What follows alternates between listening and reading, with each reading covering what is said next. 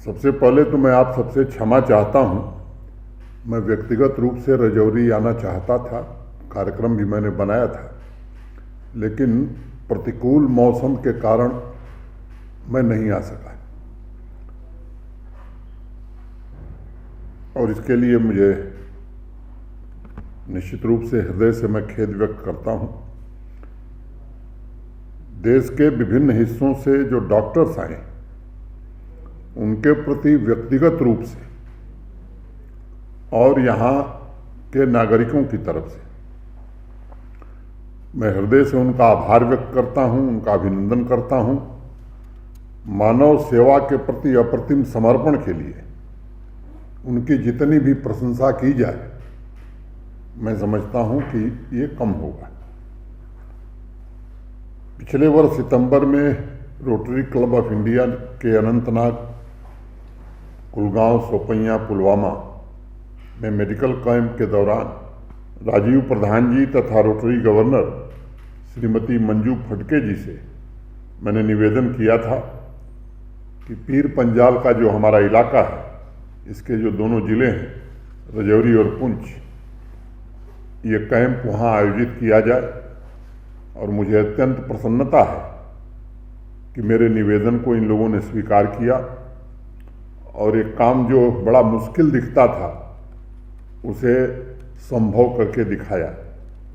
मुझे बताया गया है कि 26 फरवरी से शुरू हुए इस मेगा हेल्थ कैंप द्वारा रजौरी और पुंछ जिले में अनेक स्पेशलाइज्ड सर्जरी पर ध्यान दिया गया है। पिछले एक हफ्ते में 600 से ज़्यादा सर्जरी की जा चुकी है। उसमें गॉल ब्लैडर भी है, हार्निया भी है, पाइल्स भी है, जनरल एब्डोमिनल सर्जरी भी है, laparoscopic, orthopaedic, plastic surgery, ENT से संबंधित विशेष प्रकार की सर्जरी का लाभ बिना किसी आर्थिक बोझ के सीमावर्ती जिलों की आम जनता को मिला है। इस पुण्य कार्य के लिए मैं रोटरी क्लब इंटरनेशनल तथा अपने हेल्थ डिपार्टमेंट के साथियों को और जिला प्रशासन के अपने सहयोगियों को हृदय से साधुवाद देता हूँ। हम सब जानते हैं कि सामान्य जन की स्वास्थ्य रक्षा के क्षेत्र में रोटरी क्लब का इतिहास बड़ा गौरवपूर्ण और स्वर्णिम रहा है। देश के दूर दराज हिस्सों में जहाँ भी स्पेशलाइज्ड सेवाएं मौजूद नहीं हैं या जिस समुदाय को रेगुलर हेल्थ सर्विस नहीं मिल पा रही, उनके लिए रोटरी क्लब के डॉक्टर्स ने हमारे देश में और देश के बाहर भी सेवा का एक अनुपम उदाहरण प्रस्तुत किया है। कश्मीर डिवीज़न में पिछले वर्ष आयोजित किए गए कैंप्स के दौरान 5000 सर्जरी रोटरी क्लब के डॉक्टर्स ने की थी। मैं उसे सामुदायिक खुशहाली, सामाजिक एकता और अस्थायी बदलाव का प्रतीक मानता हूँ। एक दौर था जब पूरा देश और जम्मू कश्मीर कोविड के कारण परेशान था। सामान्य रूप से कोरोना पेशेंट्स के अलावा अस्पतालों में बाकी लोगों को जगह नहीं मिलती थी, तो पेंडेंसी सर्जरीज की बहुत ज़्यादा हो गई थी और रोटरी के दो कैंपों ने कश्मीर डिवीज़न की पेंडेंसी को समाप्त करने में जम्मू कश्मीर प्रशासन और हेल्थ डिपार्टमेंट की बड़ी भारी मदद की है और इसके लिए मैं फिर से एक बार आभार व्यक्त करता हूँ। हमारी जो संस्कृति, परंपरा के अनमोल वाहक ग्रंथ हैं, अगर मैं भगवत गीता की बात करूं तो उसमें एक श्लोक है, महर्षय सप्त पूर्वे चत्वारो मनवस्तथा मद्भाव मनसा जात येषाम लोक इमा प्रजा। ईश्वर ही अस्तित्व में मौजूद हर चीज का स्रोत है, क्योंकि अस्तित्व भेदभाव रहित होता है। अस्तित्व ने त्याग, तप और परहित की परंपरा को ही सबसे श्रेष्ठ आधार माना है और इसलिए मैं हेल्थ कैंप को सामान्य प्रशासनिक आयोजन के रूप में नहीं देखता। मेरी दृष्टि में यह सृष्टि का सबसे पवित्रतम कार्य है। बिना किसी भेदभाव के आप सभी डॉक्टर्स जिस प्रकार सामान्य लोगों के जीवन को बचा रहे हैं, वह सच्चे रूप में आपको ईश्वर के देवदूत के रूप में स्थापित करता है।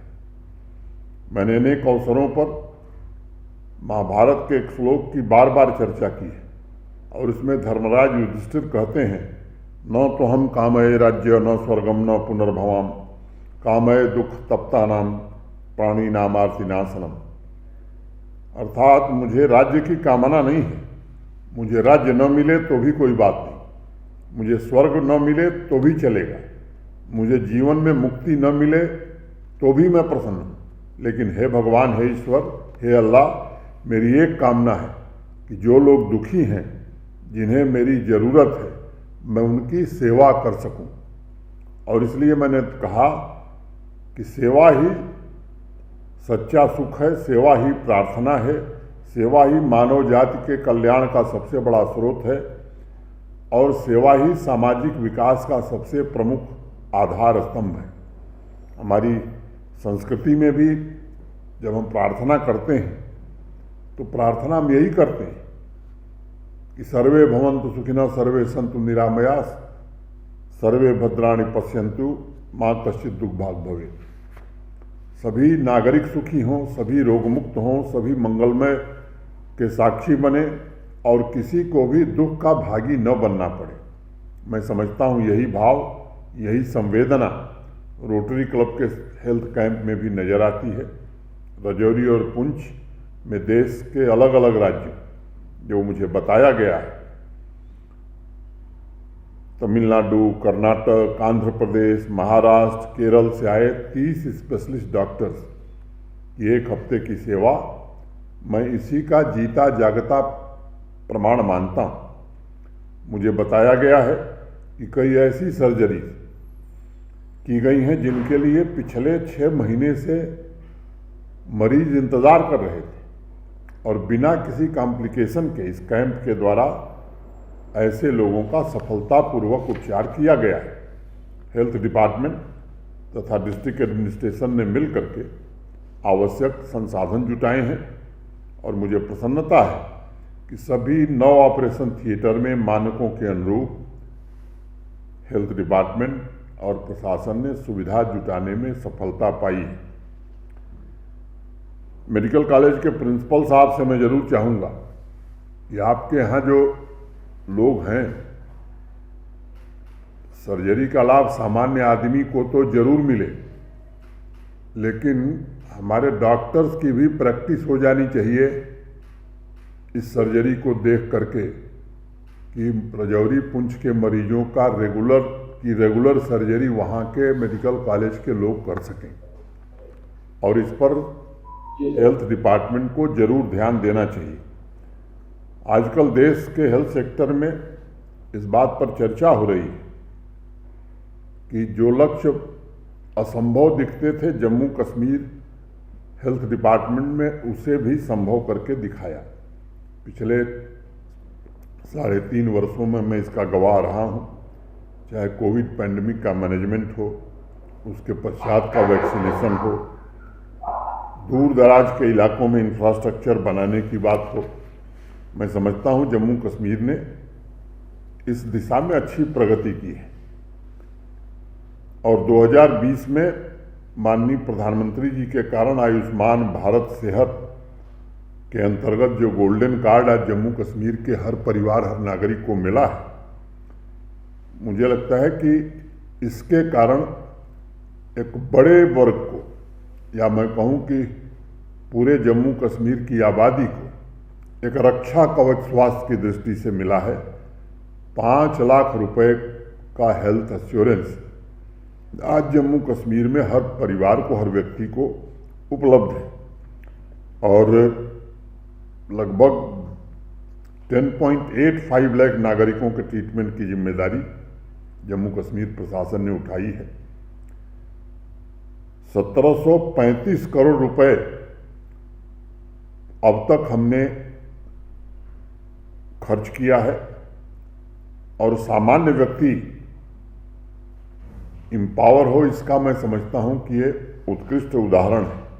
इतने बड़े आर्थिक बोझ से मुक्त लाखों लाभार्थी अपने परिवार तथा समाज की प्रगति में योगदान दे रहे हैं।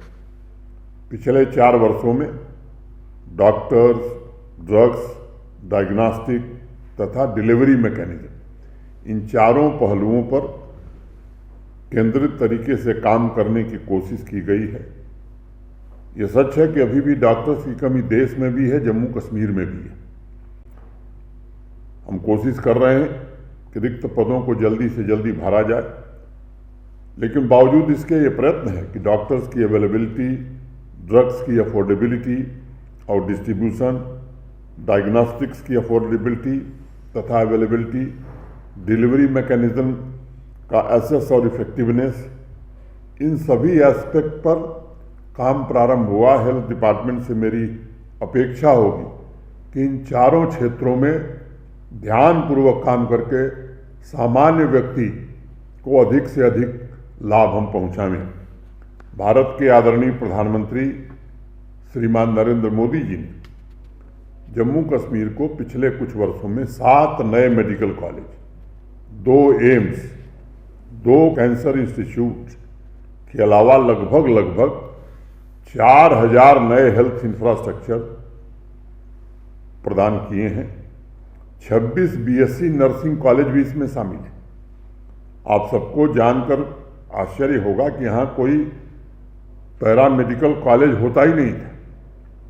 19 नए बीएससी पैरामेडिकल कॉलेज की स्थापना पिछले 5 वर्षों में हुई है।